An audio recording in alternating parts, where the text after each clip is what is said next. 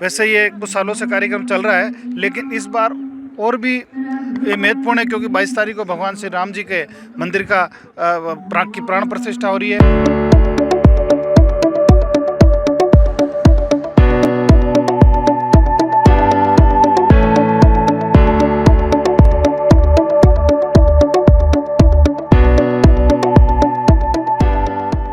बात है कि आज राम नाम की परिक्रमा का भव्य और दिव्य कार्यक्रम का शुभारंभ होने जा रहा है। और हम सदियों से सुनते आए कि राम नाम की लूट है, लूट सके तो लूट। और मैं धन्यवाद देना चाहता हूँ आयोजनकर्ताओं का कि इतनी बड़ी संख्या के अंदर जो भगवान श्री राम जी के हस्तलिखित मंत्रों से, जैसे राम के हस्तलिखित जो पोथियाँ हैं उनके लोग परिक्रमा करके पुण्य कमाएंगे। और वैसे ये कुछ सालों से कार्यक्रम चल रहा है, लेकिन इस बार और भी ये महत्वपूर्ण है क्योंकि 22 तारीख को भगवान श्री राम जी के मंदिर का प्राण प्रतिष्ठा हो रही है।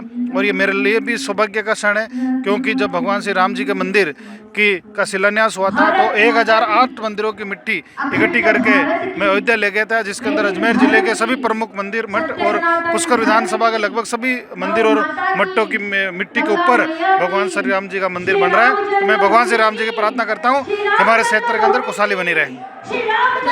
क्या कह रहे हो? देखिए, कांग्रेस हमेशा हमारे देश के जो आस्था है, हमारे मंदिर है, उनमें कभी नहीं तो जाती है और हमेशा हमारे देवी देवता का उन्होंने अपमान किया है। भगवान श्री राम जी के भगवान श्री राम है ही नहीं, ऐसा उन्होंने कोर्ट के अंदर शपथ पत्र दिया था।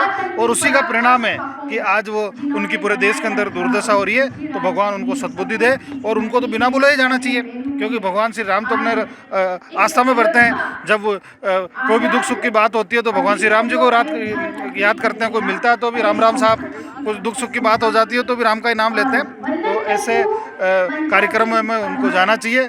उनकी अपनी सोच है, वो सिर्फ और सिर्फ एक वर्ग विशेष को खुश करने के लिए इस तरह के हथकंडे अपनाते हैं। तो ये उनका अपना मामला है, लेकिन मेरी यही है कि भगवान उनको सद्बुद्धि देवे। देखिए, अयोध्या धाम आज यहाँ बना है और कई अरब भगवान राम के नाम लिखी हुई यहाँ पर ये पुस्तिकाएँ रखी है जिनका परिक्रमा पूर्व में भी होती रही है। लेकिन भगवान राम अयोध्या जी पधार रहे हैं, उनके मंदिर की प्राण प्रतिष्ठा 22 तारीख होने वाली है।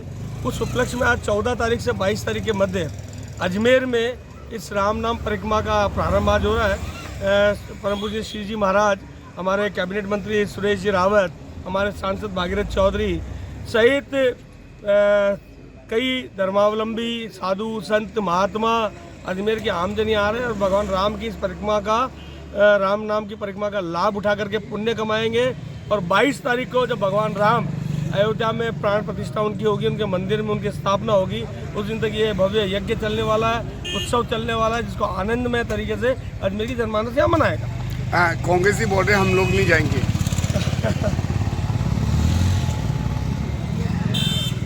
जाको प्रभु दारुण दुख देई ताकि मति पहले हर ले।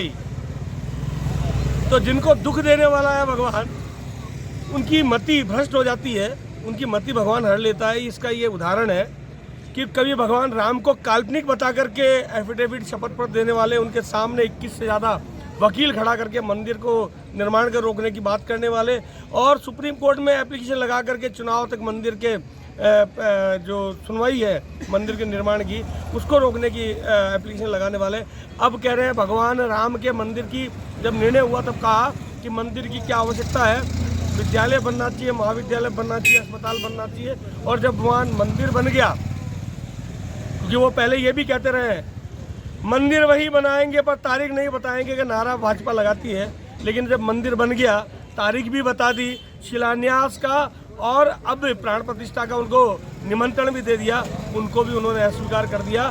तो भगवान राम उनकी मति हर लेते हैं। इस प्रकार का विकृत मानसिकता, क्योंकि सनातन धर्म के वो विरोधी रहे हैं और विरोध करने का कोई मौका नहीं चूकते, केवल वहाँ किसी धर्म विशेष को, समुदाय विशेष को खुश करने के लिए उन्होंने निर्णय लिया है। तो इस देश के 140 करोड़ में से 120 करोड़ भारतीय जो सनातनी परंपरा को मानने वाले हैं, वो इसका सबक आने वाले लोकसभा चुनाव में उनको पुनः सिखाएंगे। कांग्रेस भाजपा तो 300, लेकिन इस बार 400 पार भाजपा जाने वाली है। और कांग्रेस इस बार जो पिछली बार सीटें आई उससे आधी सीटें भी नहीं आएंगी। और निश्चित रूप से ये भगवान राम का काम है, किसी पार्टी का काम नहीं है, भारतीय जनता पार्टी का काम नहीं है। हाँ, मोदी जी वाहक बने, मोदी जी ने उस मंदिर को बनाने में, भगवान राम की प्राण प्रतिष्ठा में जो अपनी भूमिका उसको निभाया, ये ज़रूर है। लेकिन वो देश के प्रधानमंत्री के नाते इस भूमिका के निभा रहे थे, किसी पार्टी विशेष या समुदाय विशेष या धर्म विशेष के नेता के नाते नहीं। तो उनका विरोध करना, इस मंदिर का विरोध करना कांग्रेस की नीति बता रही है कि उनकी ताबूत में अंतिम कील लग चुकी है। देखिए, जब रामराज प्रारंभ हो रहा है, वो रामराज जो 500 वर्ष पूर्व हम लोगों ने खो दिया था, वहाँ पे अब प्राण प्रतिष्ठा का कार्यक्रम जब होने जा रहा है, जब पूरा देश खुशियाँ मना रहा है, तो क्यों ना हम खुशी मनाएं। हम ऐसा क्या करें जो कि हर जन जन तक वो बात पहुँचे।